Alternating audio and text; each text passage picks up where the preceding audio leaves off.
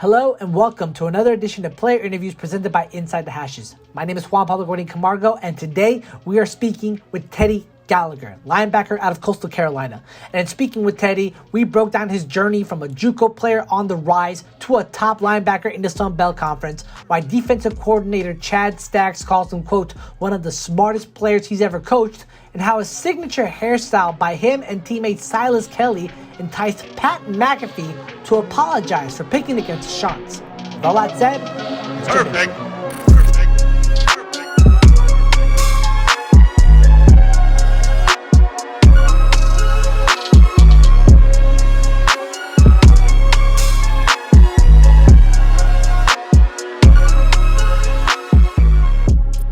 But how do you feel about like your LA teams winning so far? You a Dodgers fan by any chance? Oh yeah, I'm a huge Dodgers fan.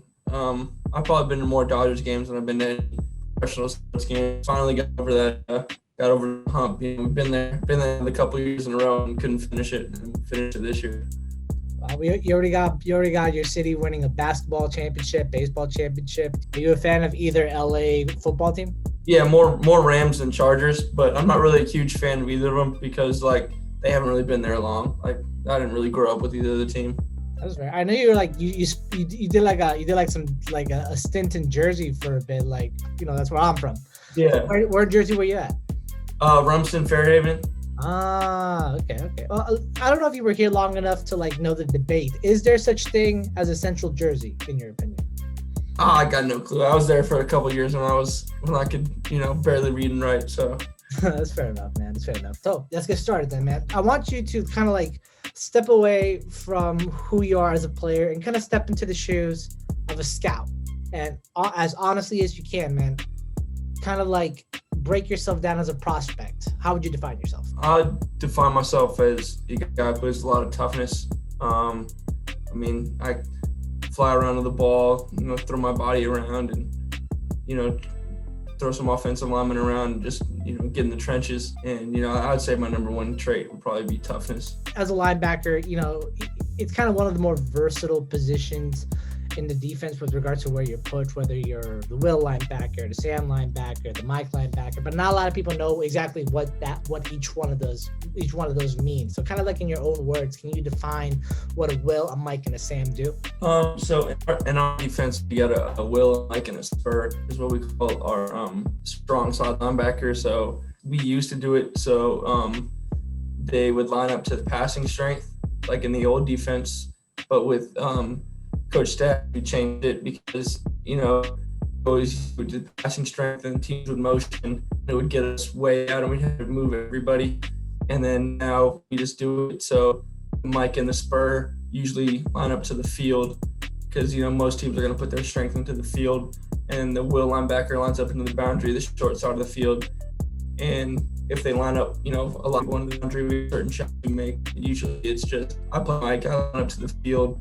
Our spur lines up to the field, and spur I would say is more strong safety, outside linebacker hybrid. They do a lot more like in the pass game, man on receivers and stuff like that. Our Will and Mike are our inside linebackers, handle the box a lot of the time. I know that you were moved to Mike linebacker after Silas went down that one game, and then Silas got moved to weak side, I think it was. Yeah, in 2018. Yeah, are you more comfortable in Mike, or could you play the other two just as well? I'm comfortable in Mike. I could also play Will. This past spring I played Will just to get reps at it, just in case I needed to play it this year. And I'm really comfortable with Mike and Will. I haven't played any Spurs. I probably would be in comfortable with Spur. I'm not really trying to run man-to-man with slot receivers, but I like being in the box better. And, speaking of like going up against receivers in pass coverage, often like a Mike linebacker is either paired up against the tight end or the running back when he gets out on a route. Are you more comfortable in pass coverage or do you prefer zone more? I like both of them. Dropping back and I was on the quarterback and probably more play on the ball, but I like playing man against tight ends and receivers. It's pretty fun. I go against CJ Marable and Isaiah Likely in practice, and so when I get to the game, it gets pretty easy when I guard the tight ends and running backs we play against. And against CJ in practice, who wins usually? We go back and forth. He's definitely got me on some one-on-one reps, and I've definitely broken some passes up on some one-on-one reps. I know that you said that Coach Staggs called you one of the smartest players he's ever coached with regards to, like how you play the run, your instincts on the field, and just being able to just dissect an offense just by looking at it, man. What is your process mentally when you're preparing for games, whether it's through game film breakdown, whether it's on the practice field? Like, take me through your process. Well, when I'm watching film, I kind of go like based off of like their formations they're in. Teams will give you small little things that you can look at that will tell you everything. I mean, it'll be like the running back depth. If the running back's even with the quarterback, it'll be this play. But he cheats and takes a step back when it's a certain play. And, it's just little things like that. And a lot of guys, like Silas hasn't been playing. Silas is extremely smart as well. And he hasn't been playing linebacker that long. But I've been playing linebacker since, pretty much I started playing football. And so, I think that's where my instincts come from. And like speaking of like watching film, and you don't just watch like film of like the opponents you're about to face. You also watch it of like guys that you kind of want to mimic or try to like learn from, whether like linebackers in the pro level or the college level. Who are like some guys that you see who you try to take their game and incorporate it into yours? Back when he played, Luke Kuechly, he was incredible. There's like YouTube videos where you got like ISO cams on guys that they just follow him like the whole game. And I've seen a couple of Bobby Wagner, incredible. He's a really good linebacker. Let me ask you right now, like point blank decision, who's the better linebacker right now, Bobby Wagner or Fred Warner? That's a tough one. I mean, I'm gonna go Bobby Wagner because that's my guy. I was having that debate with a couple friends of mine. I keep saying Fred because he's just much more versatile in terms of speed, but Wagner is just a boss. I can't. Yeah. Let's go into how you started your football journey, man. You were like a 5'5", 130 pounder your freshman year. You played slot receiver and DB. Yeah. Now you're what? You're 6'1", 6'2", just about like 230. Like 235, 230. And so I want to ask, like, if that version of you, that 5'5", 130 Teddy Gallagher saw who you were today, what would he say to what he sees? Probably say about time. I was waiting to get bigger when I was a freshman. Man, like that's where I think probably some of my toughness came from, is because when I was that size, I was always pick out the biggest dudes to go against, like on the ring and throws like that. And just because, I mean, that's just who I was and who I am. I mean, so I think that's part of the reason why I play like this, because I'm still, in my mind, I'm still that 5'5", 130 guy running around, but, I'm a little bit bigger now. That 5'5", 130 guy, seeing like how your college journey kind of play out how it did. If you were to tell, when you were a freshman, were you worried about even going to college through a football scholarship when you started, or was that more of a thing that developed down the line? I mean, that was always the dream. A lot of guys on the team that were on the freshman team that were a lot bigger than me, and I would have said, those are the guys that are going to play college football. Not me, but that's always what I wanted to do. Your path to Coastal is one that's kind of like unconventional. I'd like to say, when you were being recruited, you were getting looked at by a couple D1 programs. Wyoming wanted you to commit on the spot, but it was something that you decided that it wasn't really you still wanted to weigh your options. What were you looking for in a college during that time that had you take your time when it came to committing? I just hadn't really fallen in love with the school yet, so I just wanted to wait. And it ended up being no one really wanted me towards the end of the process, and I ended up playing JUCO ball, and then fell in love with this place. Let's talk about JUCO for a little bit. Glendale Community College. When you were there, you excelled enough to get Vanderbilt and Coastal to notice. What are some of the lessons that you took away from your time playing JUCO that you try to apply to your time at Coastal Carolina? playing JUCO ball makes you grateful for any opportunity. I mean, it was tough, and it really just taught you lesson about accountability to yourself, because you had so many, you could really, some guys weren't showing up to practice and they're still playing, and then dude asking why are you always doing this extra work, why are you always going to practice, why are you always doing that, and it's just I got bigger dreams than just be a good JUCO football player, and that was just taught me a lesson on always having a goal in mind and every day get 1% better towards that goal and not letting anything distract. And during your transition to the D1 level, you went to Coastal primarily because your high school football coach, Coach Sanders, was the DC at the time. Was his coaching style different in comparison to the one that Coach Staggs applies at Coastal Carolina in terms of your development into a top tier linebacker? I mean, they're both great coaches. I love Coach Sanders, love Coach Staggs. I would say I think I spent a little more time with Coach Staggs than I did with Coach Sanders, because Coach Sanders, he's one of the best defensive back coaches that I've ever been around, and he's always working with the back end and secondary and pass responsibilities and stuff. And I think I learned a lot more about different kind of run plays and different defensive line schemes and slants and that kind of stuff from Coach Staggs. With Coach Staggs' defense, you call yourselves like the Black Swarm. I think it's right. And where you guys are right now, undefeated in the season, ranked top 15, top 16 right now. You've had just as much of an impact on this team as some of the guys that I've interviewed. But what kind of impact has the defense had on you in terms of not just like a player, but as a person? I mean, our defense is all about effort. I mean, we have, if there's an incomplete pass in practice, we got to go run and pick it up. We're always running the football no matter what. We're swarming. That's why we call us the swarm defense. We're swarming the football. So I'd say the big thing about our defense is trust, because everyone on the defense, we're all brothers, we all love each other, and if I trust the guy next to me that he's doing his job and I do my job, then the offense that we're playing isn't going to get anywhere. But if maybe sometime in the past, or I don't know if this is going to do his job, let me check, and I look over at my gap and then it runs through my gap, and now we have so much trust in each other that it just every person, all 11 people do their job and just worry about playing in themselves, doing their job, and we trust each other and we're getting the job done. I kind of want to ask, man, the mullet that you sport, man. First off, stylish, great throwback. Love to see it.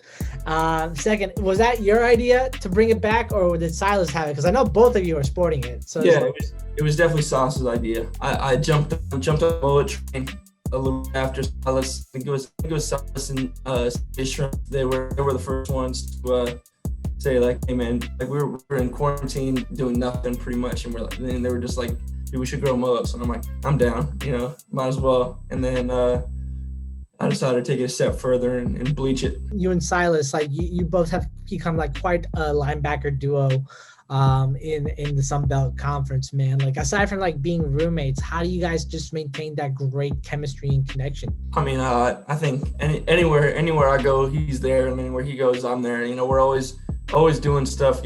I've probably cried from laughter, just from talking to each other probably 1,000 times. And that's my best friend. That's my boy.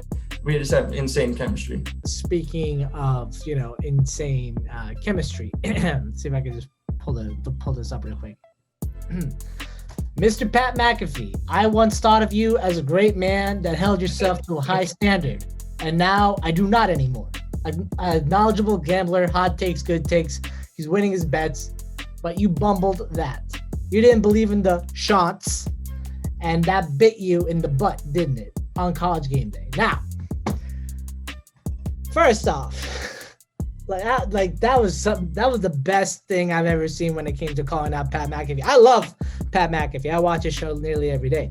But the way that you guys handled how he picked Appalachian State as a 3.5 to cover the spread, amazing response. Who came up with that? Was that you or was that Silas? Because I know you both were in the video. Well, it it was the director player personnel, Colton Corn. He went to us and it was like, well, actually, I saw the video. I saw him. I was getting taped, and he was on the TV, and he was doing his locks, and he picked Arkansas State, and I was like, dang, like that, like that's your lock. And I was like, and then, after the game, Thomas was hanging out to the locker because you gotta make a video. And we were like, okay, like we had no idea like how it was gonna go, and then we we did one take, and we're like, all right, whatever, we're done with it. I'm like, I'm gonna post it. I thought, I was gonna get a couple retweets, couple likes, and then I was gonna probably delete it in a couple days. But then it just started blowing up. People made shirts that shots. That's how it's produced, and we bought a couple of those. You got him to admit that he was wrong on Twitter, and he mainly said that if he knew that you and Silas had those mullets in the first place, he would have swung the hammer down on you guys. It was like, the mullets must be magic if it's working for you. Not only just to like win games, but to get Pat McAfee to apologize. Yeah, people love the mullets. Mullets are loved pretty universally across the country. And you being a finance major, I've been kind of thinking, how are you going to be able to capitalize on like that look, like aside from like t-shirt sales, like what else can you go for? Mullet koozies, some mullet caps. Get like one that's like brunette, one that's blonde for like Silas. Yeah, that'd be I'd buy that. I would definitely. So and speaking of like in finance, like I know that that's your major right now, and obviously the NFL is a possible future for where you're going. But you're studying finance at Coastal, and your academics are through the roof. You've had nothing less than a 3.5 GPA since you got there. Your presidents and dean list every year starting from 2018. Like, what outside of football do you feel like you want to do with your life? Not really there yet with thinking that far ahead. Right now football is what I'm thinking about, and once I get done playing football, I think I want to possibly get into coaching. Yeah, that's pretty much where my mindset is now. When you say coaching, would you primarily be like a linebackers coach, or would you want to be a defense entire? I would say probably linebackers coach, maybe defensive coordinator. Gotta get a little bit smarter for that. Coach Staggs is a genius. Definitely learning from him. Right now, that's the future talking, what we're looking at. But right now, you're on the path that the Chanticleers are on right now. You could go undefeated. Just got to get past Liberty in the season finale. What is your goal for the 2020 season? How do you want to end your year and possibly define your legacy with Coastal Carolina? The goal.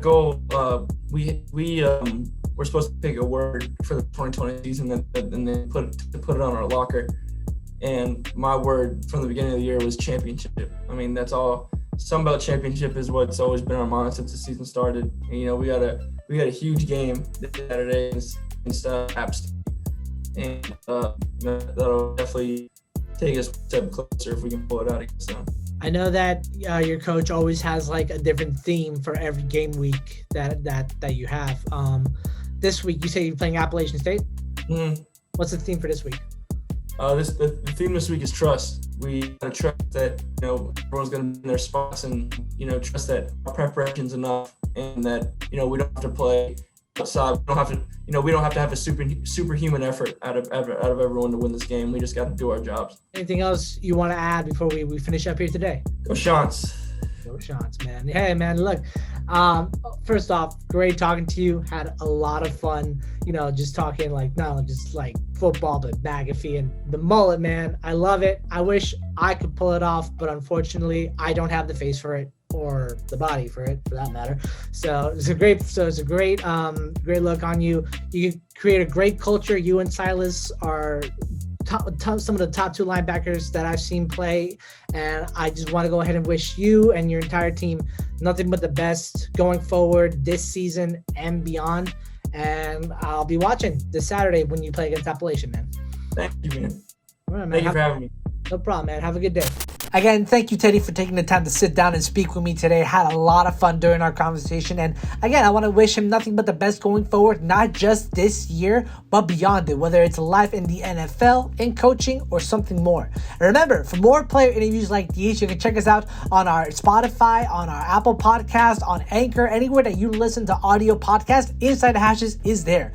For our video interviews, you can check us out on our YouTube channel. Just type in Inside the Hashes on the search bar, as well as on our website, InsideTheHashes.com. You can also follow us on our social media. On Facebook, we are Inside the Hashes, the football group. On Twitter, we are at Inside Hashes. And on Instagram, we are at Inside the Hashes. And you can go ahead and join our Discord. We want to talk football with you just as much as you want to talk about it with us, whether it's at the high school level, the college level, Canadian football, arena football, even the NFL. We at Inside the Hashes want to hear from you. For player interviews and for Inside the Hashes, my name is Juan Pablo Gordy Camargo.